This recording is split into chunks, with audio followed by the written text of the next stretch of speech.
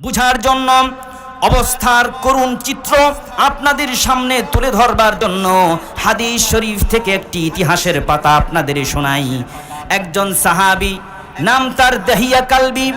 এই সাহাবী বিশ্বনবী জনাবে মুহাম্মদুর রাসূলুল্লাহ সাল্লাল্লাহু আলাইহি ওয়াসাল্লাম মসজিদে নববীতে বসা ছিলেন। আল্লাহর নবীর সামনে এসে দহিয়া কালবি রাদিয়াল্লাহু তাআলা আনহু দুই হাঁটু বিছিয়ে দিয়ে আল্লাহর নবীর সামনে বিনয়ের সাথে বসলেন। মনক্ষুণ্ণ, চেহারা বিমর্ষ হযরতে দহিয়া কালবি চোখের পানি ছেড়ে দিয়ে জর্জর করে কাঁদতে লাগলেন। কান্না বন্ধ হয় না। আল্লাহর নবী মসজিদের ভিতরে জিজ্ঞাসা করছেন, ও দহিয়া কালবি, তোমার কি হলো? কেন তুমি কথা বলছো না, শুধু কান্নাই করে যাচ্ছ? কান্না করতে করতে চোখ দিয়ে তরতর করে পানি পড়ছে, নাক দিয়েও পানি পড়তেছে, কান্না বন্ধ হয় না, কথাও বলতে পারতেছে না, শুধু কান্না আর কান্না। বিশ্বনবী বললেন, ও দহিয়া কালবি, কি হয়েছে আমাকে বলো। এই দহিয়া কালবি সাহাবী বলছেন, ওগো আল্লাহর নবী, আমাকে একটু তাড়াতাড়ি সান্ত্বনা দিন তো। আমি তো কাফের ছিলাম, মুশরিক ছিলাম, আমি তো আল্লাহর নাফরমান ছিলাম, ইসলাম গ্রহণ করেছি। এতে কি আল্লাহ তাআলা আমার জীবনের সমস্ত গুনাহগুলো মাফ করেছেন কিনা? বিশ্ব নবী বললেন, ইনশাআল্লাহ আশা রাখতে পারো, ইমানের কালিমা পড়ার কারণে আল্লাহ তোমার জিন্দেগীর সমস্ত গুনাহ মাফ করে দিয়েছেন। সুবহান। এই কথা শোনার পরে দহিয়া কালবির কান্না বন্ধ হয় না, চোখের পানি ছেড়ে দিয়ে জর্জর করে আরো কাঁদতে থাকেন। আল্লাহর হাবিব সাল্লাল্লাহু আলাইহি ওয়াসাল্লাম বললেন, এরপরেও কাঁদো কেন? ওই সাহাবী একেবারে কান্না করতে করতে বেহুশ হয়ে যাওয়ার অবস্থা। এক পর্যায়ে সাহাবী বলতেছে, ওগো আল্লাহর নবী, আপনি যে বললেন আল্লাহ আমাকে মাফ করে দিয়েছেন, কিন্তু আমার অন্তর বলছে আমি এত বড় গুনাহগার নাফরমান, আমি এত বড় আসামি, আমি এত বড় জঘন্য অন্যায় আর পাপ করেছি। আমার মনে হয় ওই জঘন্য পাপটা আল্লাহ রব্বুল আলামিন কোনোদিনও মাফ করবেন না। অন্য গুনাহ হয়তো মাফ করবেন, এমন জঘন্য অন্যায় আমি করেছি যেই পাপ হয়তো আল্লাহ আমার ক্ষমা করবেন না। আল্লাহর হাবিব বলছেন, কি সেই অন্যায়? দহিয়া কালবি রাদিয়াল্লাহু তাআলা আনহু বলছেন, দহিয়া কালবি চোখের পানি ছেড়ে দিতে দিতে বিশ্বনবী কি বর্ণনা দিচ্ছেন। তিনি বলছেন, ইয়া রাসূলুল্লাহি, ইয়া হাবিবাল্লাহ, আইয়ামে জাহিলিয়াতির সময় কন্যা সন্তান হওয়া যখন ছিল আভিজাত্যের বিপরীত, আল্লাহ রব্বুল আলামিন আমাকে সাতটি কন্যা সন্তান দান করেছেন। আল্লাহর কসম করে বলি, আমি প্রত্যেকটা সন্তানকে নিজ হাতে হত্যা করেছি। আল্লাহ, চিন্তা করা যায়, একজন বাবা হয়ে 7 জন কন্যা সন্তানকে হত্যা করেছে। দহিয়া কালবি বলছেন, 6 জন সন্তানকে হত্যা করেছি, 7 নম্বর যেই সন্তান আমার জন্ম নেবে, আমার স্ত্রীর গর্ভে সন্তান এসেছে, আমি স্ত্রীকে বললাম, তোমার গর্ভে যেই সন্তান এসেছে আশা করি পুত্র সন্তান হবে, কন্যা সন্তান হলে আমি কলঙ্কিত হয়ে যাব। আমি বাণিজ্যের জন্য বিদেশ চলে যাচ্ছি, কয়েক বছর পরে আমি ফিরব। যদি তোমার গর্ভ থেকে পুত্র সন্তান হয় বড় যত্ন করে লালন পালন করবে, আর যদি কন্যা সন্তান হয় তাহলে নিজ হাতে তাকে হত্যা করে দিবে। আমি আমার কন্যা সন্তানের কলঙ্কের চেহারা দেখতে চাই না। এই বলে দহিয়া কালবি সফরে চলে গেলেন। 6 বছর পরে দহিয়া কালবি বাড়িতে এসেছেন, কিন্তু ওই স্ত্রী কন্যা সন্তান জন্ম দিয়েছেন, পুত্র সন্তান নয়। কিন্তু মা তো মাই হয়, নিজের কলিজার টুকরা ফুটফুটে সন্তানকে তিনি হত্যা করতে পারেন নাই। পরম যত্নে 6 বছর লালন পালন করেছেন, কথা বলতে পারে, প্রতিদিন শুধু বাবার কথা জিজ্ঞাসা করে, আমার বাবা কবে আসবে, আব্বু বাড়িতে আসবে কবে।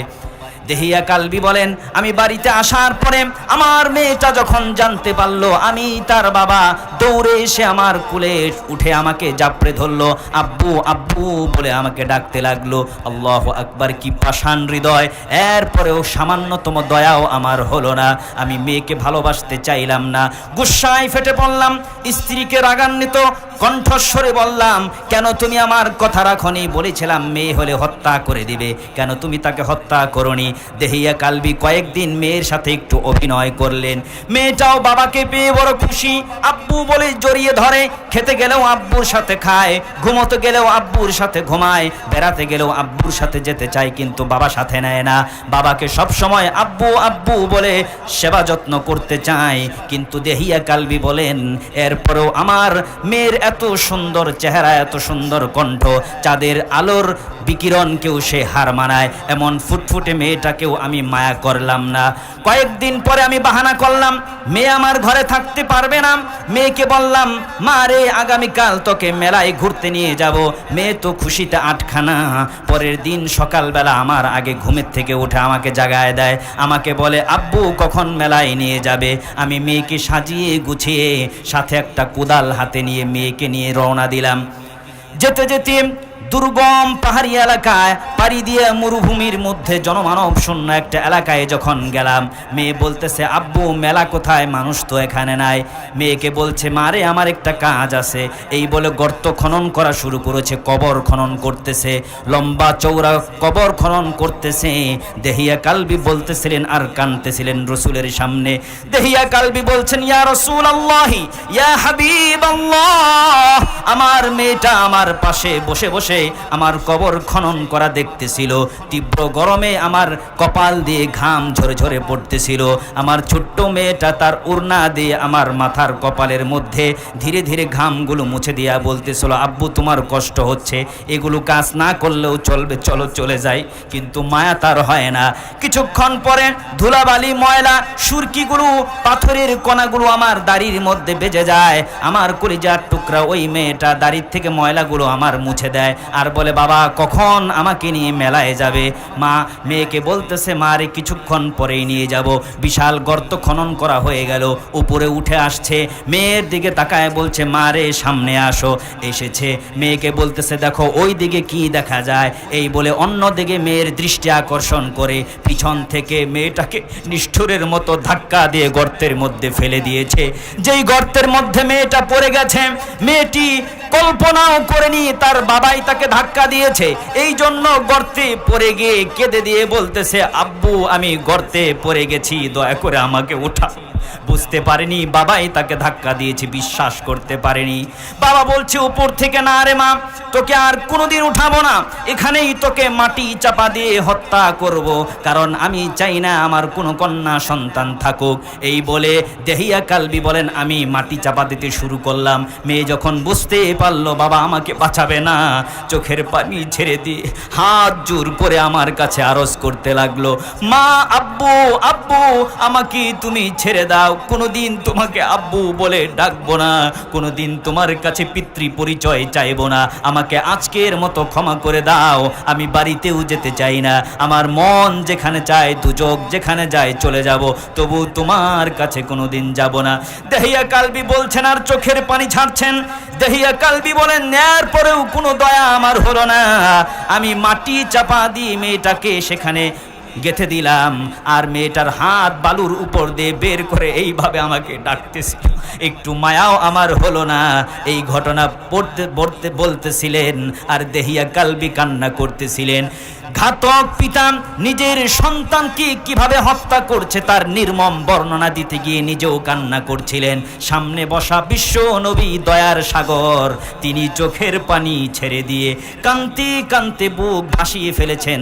আল্লাহর হাবিব শুধু বললেন আহ দেহিয়া কালবি, এমন নিষ্ঠুর পাথর দিল মানুষের কি করে হয়? দেহিয়া কালবি বলছেন ইয়া রাসূলুল্লাহি আমি ঘুমাতে পারি না, শুইতে গেলে আমার মেয়ের চেহারা ভেসে ওঠে, বড় আসামি মনে হয় আমাকে তাড়াতাড়ি করে বলুন এই গুনাহ কি আল্লাহ আমাকে মাফ করবেন? বিশ্বনবী বলেন আইয়ামে জাহিলিয়াতে বুঝতে পারোনি, এই জন্য অন্যায় করেছো, এখন বুঝতে পারছো, খাস দিলে তওবা করে নাও, তওবা কবুল করার মালিক কে?